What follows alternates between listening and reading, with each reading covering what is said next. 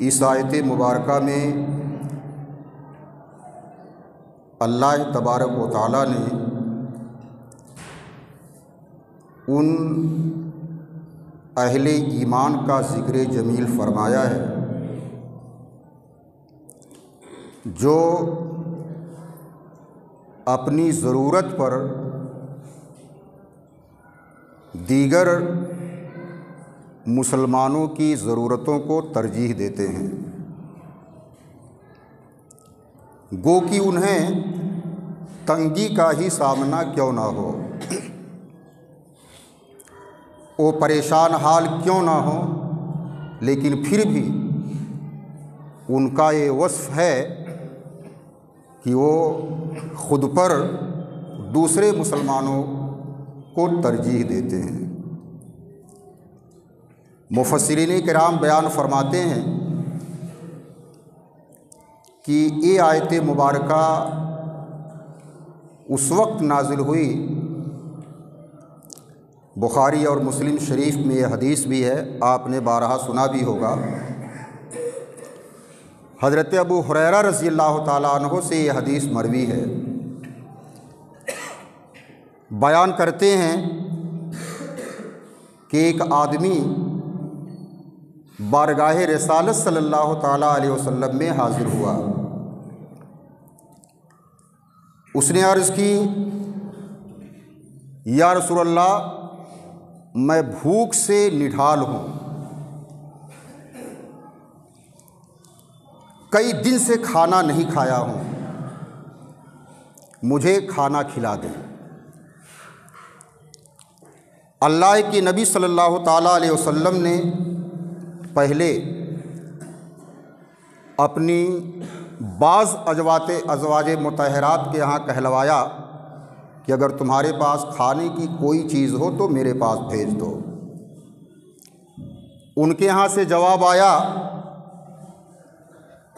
کہ ہمارے پاس اس وقت سوائے پانی کے کھانے پینے کی کوئی بھی چیز موجود نہیں ہے۔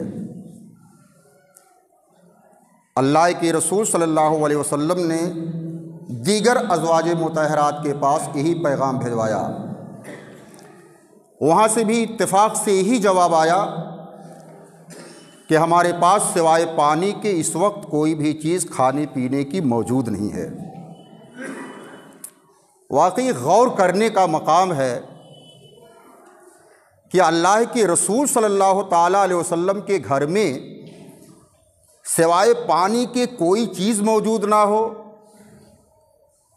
یہ بہت ہی عجیب و غریب بات ہے۔ اللہ کے رسول صلی اللہ تعالیٰ علیہ وسلم نے پھر صحابہ کرام کو مخاطب فرمایا کہ کون تم میں اسے اپنا مہمان بنا سکتا ہے، کون اسے اپنے گھر لے جا سکتا ہے؟ مشہور صاحب رسول حضرت ابو طلحہ انصاری رضی اللہ تعالیٰ عنہ کھڑے ہو گئے، عرض کیا، یا رسول اللہ، آپ کا مہمان میرا مہمان ہے، میں اسے اپنے گھر لے جاتا ہوں۔ گھر لے گئے، بیٹھک میں بٹھایا، اندر گئے، اپنی اہلیہ حضرت ام سلیم رضی اللہ تعالیٰ عنہ سے پوچھا کہ تمہارے پاس کھانے کی کچھ چیزیں ہیں؟ انہوں نے کہا ہاں، بس جو کی چند روٹیاں ہیں جو بچوں کو کفایت کر سکتی ہیں صرف۔ حضرت ابو طلحہ انصاری رضی اللہ تعالیٰ عنہ نے فرمایا کہ بچوں کو کسی طرح سے بہلا پھسلا کر سلا دو، دسترخوان بچھاؤ، روٹیاں دسترخوان پر رکھو، مہمان ہمارے بغیر اکیلے کھانا نہیں کھائے گا، تو چراغ کی بتی درست کرنے کی غرض سے ارادے سے جانا اور چراغ ہیلے اور بہانے سے بجھا دینا، تاکہ مہمان کو یہ محسوس ہو کہ ہم لوگ بھی ساتھ میں بیٹھ کر کھا رہے ہیں۔ پھر کھانے کا وقت ہوا،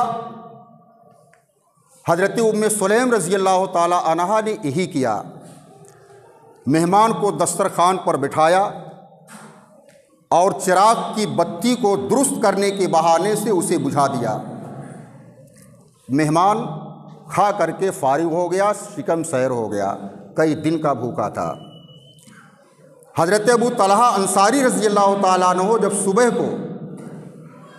بارگاہ رسالت صلی اللہ تعالیٰ علیہ وسلم میں حاضر ہوئے تو اللہ کے رسول صلی اللہ علیہ وسلم نے فرمایا کہ میرے صحابی نے اس مہمان کے ساتھ جس حسن سلوک کا مظاہرہ کیا ہے، اللہ تبارک و تعالیٰ اس سے بہت خوش ہے، اس سے بہت زیادہ کیا ہے، یہ راضی ہے۔ تو دیکھا آپ نے، یہ بہت ہی عجیب و غریب بات ہے کہ اپنے لاڈلوں کو بلا کھلائے سلا دینا، خود بھی نہ کھانا، اور مہمان کو جو کچھ کھانا ہے اسے کھلا دینا، اور خود بھوکے سو جانا، اپنی ضرورت پر اس کی ضرورت کو ترجیح دینا، یہ واقعی اہل ایمان کا حصہ ہو سکتا ہے، اہل ایمان ہی کی شان ہو سکتی ہے۔ تو اس وقت اللہ تبارک و تعالیٰ نے یہ آیت مبارکہ کیا ہے نازل فرمائی کہ یہ وہ لوگ ہیں جو اپنی جانوں پر دوسروں کو ترجیح دیتے ہیں، گو کہ انہیں تنگی کا سامنا ہے، گو کہ انہیں خود بھوک کا سامنا ہے، لیکن اپنی ضرورت پر وہ دوسروں کو ترجیح دیتے ہیں اور ایثار کا مظاہرہ کرتے ہیں۔ حضرت ابو طلحہ انصاری رضی اللہ تعالیٰ عنہ کا یہ وصف بہت ہی ممتاز تھا۔ ایک بار حضرت ابو طلحہ انصاری بارگاہ رسالت میں حاضر ہوئے، واپس ہو گئے۔ اہلیہ سے کہا کہ میں نے آج اللہ کی رسول صلی اللہ علیہ وسلم کی آواز میں بہت ہی نقاہت محسوس کی ہے، بہت کمزوری محسوس کی ہے، مجھے لگتا ہے کہ حضور نے کئی وقت سے کھانا نہیں کھایا ہے، تمہارے پاس اگر کچھ ہو تو بتاؤ۔ حضرت ام سلیم نے کہا کہ ہاں، میرے پاس بس 2-3 روٹیاں ہیں۔ حضرت انس رضی اللہ تعالیٰ عنہ بیان کرتے ہیں، اس وقت بہت چھوٹے بچے تھے، بیان کرتے ہیں کہ حضرت ام سلیم نے وہ روٹیاں اپنی اوڑھنی کے ایک کنارے باندھ دیا اور اسے میرے کپڑے میں چھپا دیا اور اوڑھنی کا دوسرا حصہ میرے جسم سے لپیٹ دیا تاکہ میں اللہ کی رسول کے پاس جاؤں اور صرف انہیں اس کی خبر ہو کہ میں آپ کے لیے کھانا لے کر آیا ہوں۔ حضرت انس بیان کرتے ہیں کہ جب میں بارگاہ رسالت میں حاضر ہوا تو آپ مسجد میں موجود تھے اور دیگر صحابہ بھی وہاں پر موجود تھے۔ میں کشمکش میں پڑ گیا، کیا کروں، کیسے اللہ کے رسول سے عرض کروں کہ یا رسول اللہ میں خاص آپ کے لیے کھانا لے کر حاضر ہوا ہوں۔ حضرت انس فرماتے ہیں کہ میں وہاں پر کھڑا ہو گیا، اللہ کے رسول نے مجھے دیکھا تو فرمایا کہ انس تمہیں ابو طلحہ نے بھیجا ہے؟ عرض کہ ہاں یا رسول اللہ مجھے انہوں نے بھیجا ہے۔ سرکار نے فرمایا کیا کھانے کے لیے بھیجا ہے؟ حضرت انس رضی اللہ تعالیٰ عنہ نے کہا ہاں۔ پھر اللہ کے رسول نے اپنے صحابہ میں اعلان کر دیا کہ کھڑے ہو جاؤ، اٹھو چلو ابو طلحہ کے وہاں۔ سارے صحابہ چل پڑے۔ حضرت انس گھبرا گئے، بچے تھے، بھاگے ہوئے آئے اور حضرت ابو طلحہ سے عرض کیا کہ ابو جان، اللہ کے رسول تو سارے صحابہ کے ساتھ آپ کے گھر تشریف لا رہے ہیں۔ حضرت ابو طلحہ انصاری حضرت ام سلیم کے پاس گئے، اپنی بیوی سے کہا، حضرت ام سلیم نے کہا گھبرانے کی ضرورت نہیں ہے، اللہ و رسول بہتر جانتے ہیں۔ پھر اللہ کے رسول صحابہ کے ساتھ حضرت ابو طلحہ انصاری کے گھر پہنچے، گھر میں داخل ہوئے اجازت لے کر۔ ام سلیم سے کہا تمہارے پاس جو کچھ ہے میرے سامنے پیش کرو۔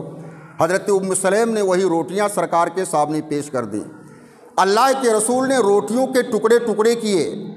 حضرت ام سلیم نے گھی کی کپی نکالی اور اسے ان روٹیوں پر نچوڑ دیا، جس سے گھی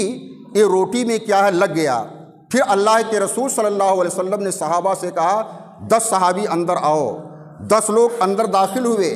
اور روٹیوں کے ان ٹکڑوں کو کھایا اور کھا کے فارغ ہو گئے، شکم سیر ہو گئے۔ پھر یہ لوگ واپس گئے، اللہ کے رسول نے پھر 10 لوگوں کو بلایا، وہ لوگ بھی کھا کے شکم سیر ہو گئے۔ پھر 10 کو بلایا، وہ لوگ بھی کھا کر کے شکم سیر ہو گئے۔ اس طریقے سے حدیث میں ان کی تعداد بیان کی گئی ہے کہ وہ 70 کی تعداد میں تھے اور روٹیاں چند تھیں، 1-2 آدمی ہی اس کو کھا سکتے تھے، لیکن 70 آدمیوں کو وہ روٹی کافی ہو گئی اور سب کے سب شکنسیر ہو گئے اور روٹیوں کے ٹکڑے کیا یہ بچ بھی گئے۔ تو اس سے میں یہ بتانا چاہتا ہوں کہ اہل ایمان کی یہ خصوصیت ہے، مسلمانوں کی یہ خصوصیت ہے کہ وہ اپنی ضرورت پر دوسروں کی ضرورتوں کو ترجیح دیتے ہیں، ایثار کا مظاہرہ کرتے ہیں اور خود پر دیگر لوگوں کو کیا ہے یہ ترجیح دیتے ہیں، ان کی ضرورتوں کو کیا ہے وہ پوری کرنے میں لگ جایا کرتے ہیں، ان کا غم بانٹتے ہیں، ان کی تکلیفیں بانٹا کرتے ہیں۔ حضرت ابو سعید خدری رضی اللہ تعالیٰ عنہ بیان کرتے ہیں کہ میں اللہ کے رسول صلی اللہ علیہ وسلم کے ساتھ ایک سفر میں تھا، ایک آدمی اپنی سواری پر سوار ہو کر آیا اور کبھی اپنے دائیں دیکھتا اور کبھی اپنے بائیں دیکھتا۔ اللہ کے رسول صلی اللہ علیہ وسلم نے اس کا حال دیکھا تو صحابہ کرام سے فرمایا کہ سنو، تمہارے پاس اگر ضرورت سے زیادہ سواری ہے تو تم وہ سواری اسے دے دو جس کے پاس ایک بھی سواری نہیں ہے۔ تم لوگوں میں جس کے پاس کھانے پینے سے زیادہ کھانا پینا ہے، خورد و نوش کا سامان ہے، تو خورد و نوش کا سامان جو زیادہ ہے وہ کیا ہے اسے دے دے جس کے پاس کھانے پینے کا کوئی سامان نہیں ہے۔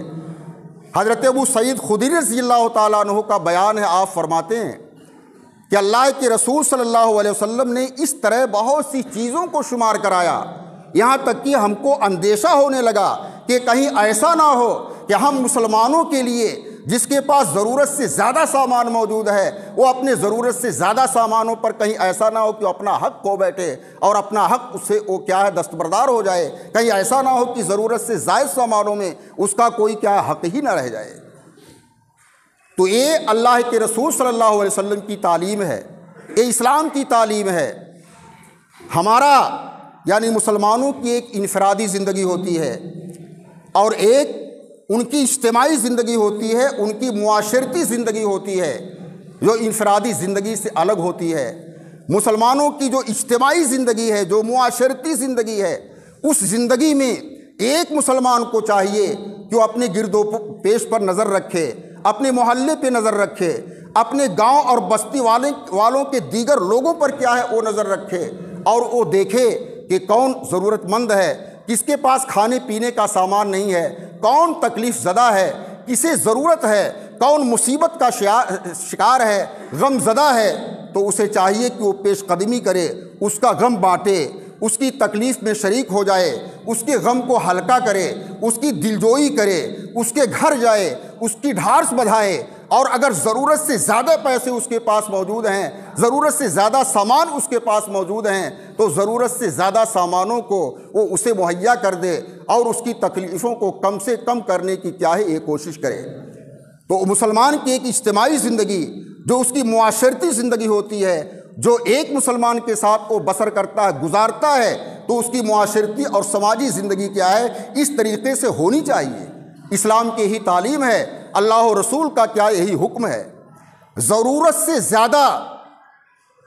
سامان کا اپنے پاس رکھنا، ضرورت سے زیادہ پیسوں کا بینک بیلنس کرنا، یہ کوئی ناجائز اور حرام چیز نہیں ہے، اور ضرورت سے زیادہ سامانوں کو دوسروں کو مہیا کرا دینا یہ کوئی فرض اور واجب بھی نہیں ہے، کیونکہ اگر یہ فرض اور واجب ہوتا تو اسلام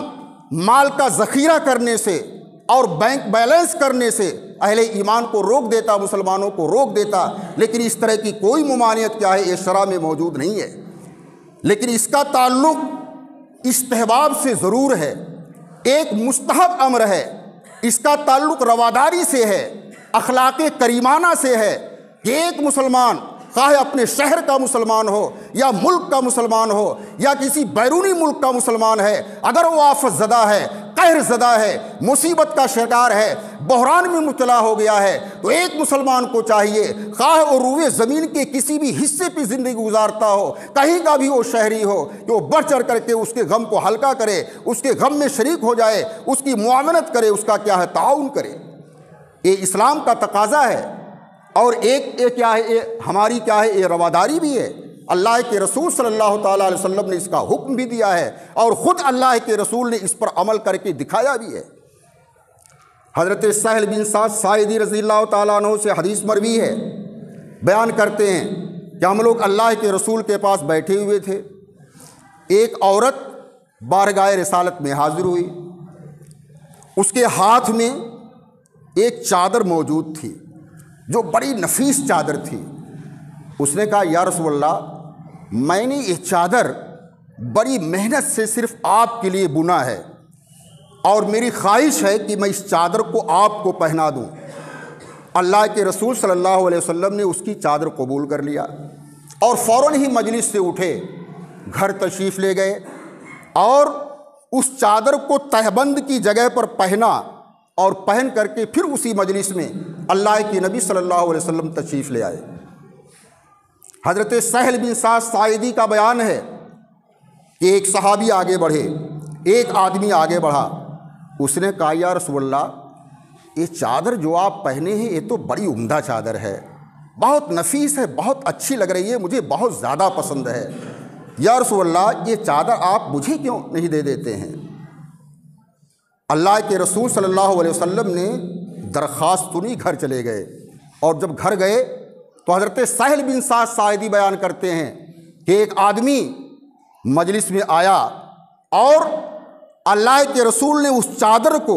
لپیٹ کر کے اس آدمی کے حوالے کر دیا تھا، اور کہا تھا کہ تم اس چادر کو لے جاؤ، فلاں جگہ ایک آدمی بیٹھا ہوا ہے، یہ چادر اس کے حوالے کر دو۔ صحابہ کرام نے اس سے کہا یار تم نے تو اچھا کام نہیں کیا، اللہ کے رسول کو اس چادر کی ضرورت تھی، اللہ کے رسول کو یہ چادر پسند تھی، تم نے اللہ کے رسول سے سوال کر لیا،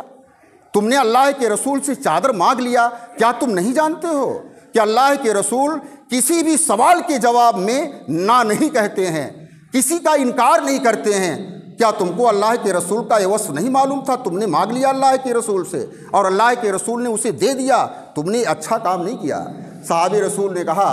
کہ ہاں یہ صحیح ہے، لیکن میں نے اللہ کے رسول سے جس چادر کا سوال کیا تھا وہ چادر مجھے پسند تھی، اور سب سے زیادہ اس کی وجہ یہ تھی کہ وہ چادر اللہ کے رسول صلی اللہ تعالیٰ علیہ وسلم کے جسم اطہر سے لگ چکی تھی، تو میں نے فیصلہ کر لیا کہ اگر یہ چادر اللہ کے رسول صلی اللہ تعالیٰ علیہ وسلم مجھے دے دیتے تو میں اسی چادر کا کفن بنا لیتا، اور اسی کفن میں لپٹ کر کے میری لاش جو ہے، میرا جسم کیا ہے، قبر کے اندر رکھا جاتا۔ اس وجہ سے میں نے اللہ کے رسول صلی اللہ تعالیٰ علیہ وسلم سے اس چادر کا سوال کیا ہے۔ بیان کیا گیا ہے کہ جب ان کا وصال ہوا تو اسی چادر میں ان کو کفن دیا گیا۔ تو اس سے معلوم ہوا کہ اللہ کے رسول صلی اللہ علیہ وسلم کا جو تبرک ہے، یا دیگر جو مشائخ اور بزرگان دین ہیں ان کا تبرک استعمال کرنا، یہ باعث برکت ہے، ان کا قرب حاصل کرنا کیا یہ باعث برکت ہے۔ میں یہاں صرف یہ بتانا چاہتا ہوں کہ ایک مسلمان کو یہ ہونا چاہیے کہ اپنی ضرورت پر اگر ہے ایسا فاضل چیز ہے اس کے پاس، تو جو فاضل چیز ہے وہ ضرورت مند کو مہیا کر دے۔ اللہ تبارک و تعالیٰ کو یہ خصلت کیا ہے، بہت زیادہ پسند ہے۔ آج ہمارے ترکی بھائی بحران کے شکار ہیں، سخت زلزلے نے ان کو ہلا کر رکھ دیا ہے، ان کا سب کچھ تباہ کر دیا ہے، 50,000 سے زیادہ موتیں ہوئی ہیں، بہت سارے بچے ہلاک ہو گئے ہیں، اور ہزاروں کی تعداد میں کوئی گنتی نہیں ہے وہ زخمی ہو گئے ہیں، وہ بے گھر ہیں، ان کا کوئی گھر نہیں رہ گیا ہے، کوئی چیز ان کے پاس نہیں رہ گئی ہے، چند سیکنڈوں میں ان کا سب کچھ تباہ و برباد ہو گیا ہے، اب ان کے پاس کوئی چیز موجود نہیں ہے، لیکن پوری دنیا کے لوگوں نے بڑھ کر کے ان کا حوصلہ بڑھایا ہے، پیش قدمی کی ہے، ان کے غم کو بانٹا ہے، ان کی تکلیف میں خود شریک ہو رہے ہیں، ہمارے ملک کے لوگ بھی اس میں حصہ لے رہے ہیں، ان کی معاونت ہو رہی ہے، انفرادی طور پر بھی اور اجتماعی طور پر بھی، حسب حیثیت ترکی کے لوگوں کا لوگ غم بانٹ رہے ہیں۔ ہمارے اس خیرآباد کے اندر بھی، مبارک پور کے اندر بھی اس پر کیا ہے ایک کام ہو رہا ہے۔ لوگ جو ہے چندے اکٹھا کر رہے ہیں، لوگ تعاون کر رہے ہیں اور اس طریقے سے ضرورت کا سامان وہ اپنے ترکی بھائیوں تک کیا ہے پہنچا رہے ہیں اور اجر ثواب کے کیا ہو مستحق بن رہے ہیں۔ جیسا کہ میں نے اعلان کیا تھا، صدیقی مشن کے جو کارکن ہیں، کارندے ہیں، انہوں نے پیش قدمی کی ہے۔ آج خیرآباد کی تمام مساجد کے باہر انہوں نے جو ہے چادریں بچھا رکھی ہیں۔ میں ہر فرد سے اپیل کرتا ہوں، گزارش کرتا ہوں، جس سے جتنا ہو سکے 100 روپیہ، 200 روپیہ، 500 روپیہ، 10 روپیہ، 5 روپیہ، 1 روپیہ، جس سے جو بھی ہو سکے، باہر جو ان لوگوں نے چادر بچھا رکھی ہے اس کے اندر ضرور ڈالیں۔ آپ کی ڈالی ہوئی رقم رضا اکیڈمی کے واسطے سے انشاءاللہ تبارک و تعالیٰ ترکی کے مصیبت زدوں کے پاس پہنچ جائے گی، غم زدوں کے پاس پہنچ جائے گی۔ لہٰذا آپ ایسا کریں، ان کا غم بانٹیں، ان کے غم میں شریک ہوں، ان کی حوصلہ افزائی کریں۔ یہی ایک مسلمان کا شیوا ہے اور یہی اسلام کی کیا ہمارے لیے تعلیم ہے۔ اللہ تبارک و تعالیٰ آپ کو جزائے خیر عطا فرمائے۔ وما علینا الا البلاغ۔ السلام علیکم ورحمۃ اللہ تعالیٰ وبرکاتہ۔